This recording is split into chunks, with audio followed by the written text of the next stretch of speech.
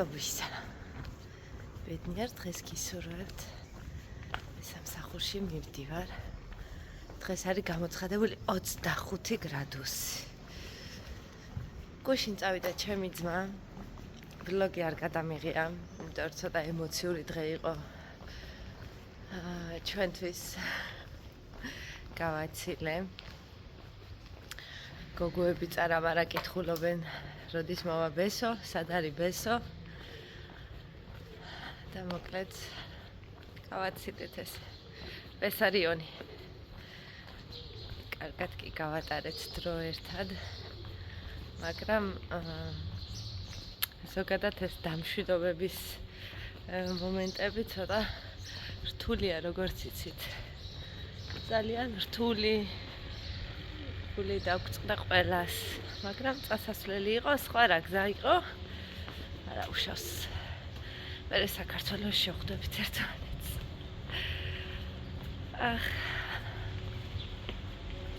დედმამიშვილს ეთქვილი, მე მგონი არაფერი არ არის ამ ქვეყანას. მოკლედ ჩაავუჯექი ახლა ჩვენ რუტინას, მიუხედავად იმისა, რომ დღეს დიდი ხუთშაბათია, მე მუშაობ. წავედით ახლა სამსახურში. გოგოები სახლში არიან, დასვენება აქვთ, რა თქმა უნდა. ნარგოც კარგად არის.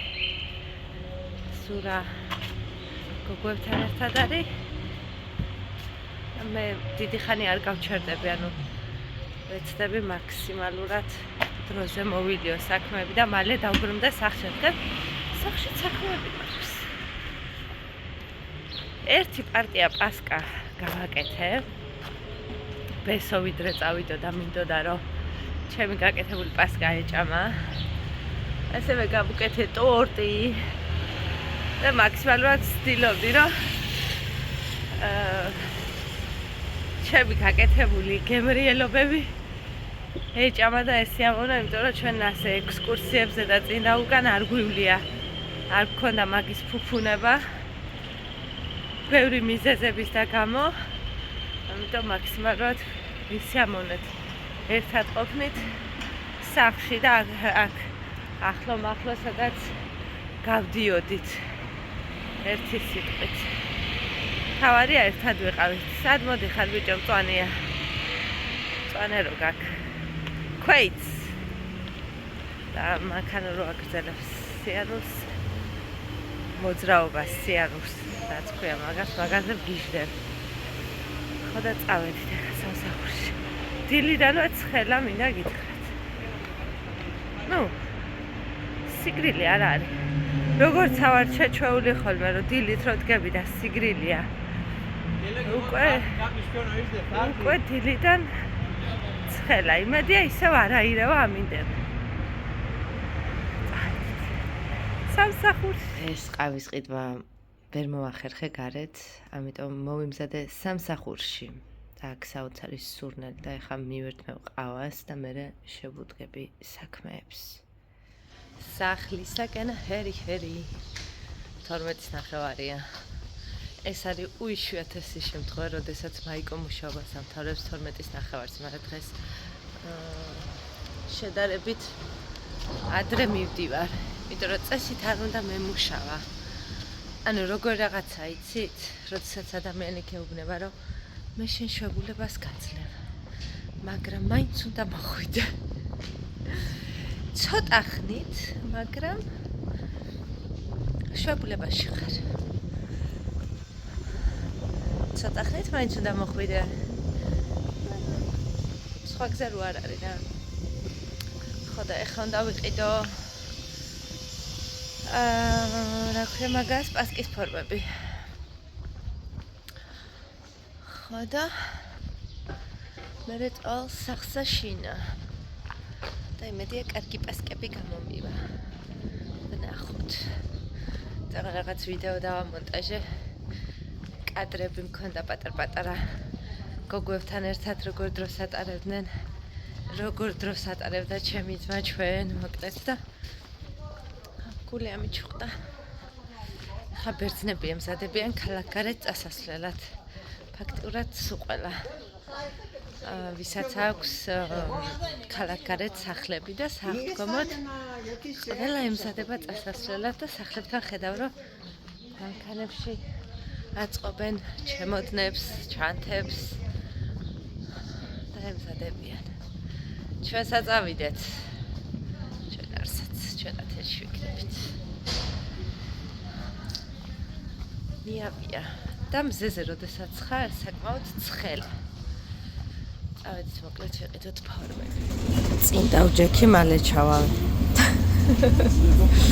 იშვიათი შემთხვევა, როდესაც ესე წინ ხვდები ან ცარიელი ავტობუსი ხვდება. წავედით სახლში. ვიყიდე პასკის ფორმები და ასევე ვიყიდე პელმენი და ვარენიკი. და რაჟანი. გოგოებს გავახარებ. ძალიან უყვართ. წავედით სახლში. აი მე როგორ ცხელა თქვენ ვერ წარმოიდგენთ. ძალიან ცხელა. ერთი სულ მაგ ახლა სახშოდის მივალ. როგორც კი მოვედი, მოვზილე პასკის ცომი, ნახევარი პორცია. ეს უკვე ამოვიდა. 2 საათი არის გასული დაახლოებით, რაც მოვზილე მის მერე. და ეხლა ვაპირებ რომ დავუმატო ქიშმიში და სანელებლები. ესეც ქიშმიშით და სანელებლებით ჩვენი ცომი, ვაიმე ისეთი სურნელი იდგა სახში რომ არ ვიცი, ლამის მარტო ცომს მიადგებოდი საჭმელად და დავტოვოთ ეხლა მთელი ღამით. ესეც უკვე დილით ამოფუმფულებული ცომი. ესე ამოფუვდა, არ დაგავიწყდეთ რომ ეს არის ნახევარი პორცია პასკის, ანუ მთლიანად სრული პორცია არ მომიზელია, რადგან წინა კვირაშიც მქონდა პასკა გაკეთებული, როდესაც ჩემი ძმა იყო ჩვენთან და ეხა გადავიტან ფორმებში ამ ჩვენს პასკას. მანამდე განახებთ ნიშნულს, ესე მონიშნული მქონდა სადამდე იყო ცომი და როგორ ამოვიდა. ესეც უკვე ფორმებში გადატანილი, აქ არის 500 გრამიანი და 350 გრამიანი და კიდე 350 გრამი მომრჩა ცომი და ფორმა აღარ მქონდა და რაღაც იმიტაცია გავაკეთე ფორმის. და ესეც უკვე ამოსული, ამოფუმფულებული პასკა დაახლოებით 3 საათი გავაჩერე ესე ფორმებში და ეხლა წავაბრძანებ რომ გამოცხოს. სხვათაშორის ამ პასკის რეცეპტი მდევს ჩვენს არხზე. დანიკუნა სუსუ პატარა იყო მაშინ რომ გავაკეთე. ნახეთ რა ლამაზებია, ზემოდან წავუსვი რძე და კვერცხის გული.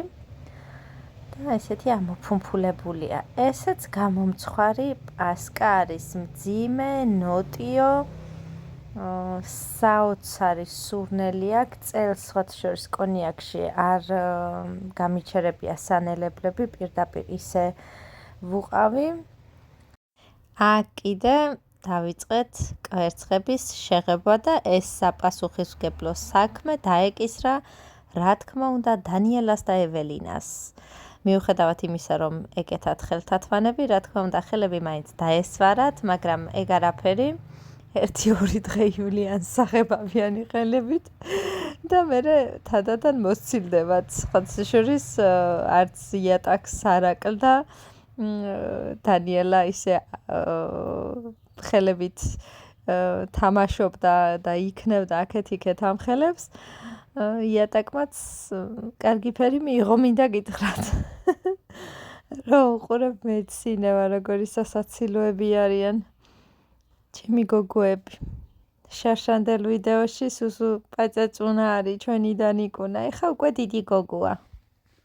გავაჩერეთ ჩვენი კვერცხების საღებავში დაახლოებით 5 წუთი, მეტი არა და ესეთი სასიამოვნო შეფერილობა მიიღო. მოკლედ სხვათაშორის ყოველ წელს, ანუ რაც საბერძნეთში ვარ და რაც აქეთ ვღებავ კვერცხს, სულ ვიყენებ ანატოლის საღებავს. ესეც ჩვენი მოკრძალებული საღდგომო პატარა სუფრა, რაც ყველაზე აუცილებელია პასკა და წითელი კვერცხი. და პასკები გამოვიდა, საოცარი მინდა გითხრათ, აი სასწაული. კიდევ ერთხელ გილოცავთ აღდგომის ბრწყინვალე დღესასწაულს, მრავალს დაესწარით თქვენს ოჯახებთან ერთად და ბედნიერი დღეები და სასიხარულო დღეები არ მოგიშალოთ ღმერთმა. ჩვენ კი შევხვდებით მომავალ ვლოგში, დროებით.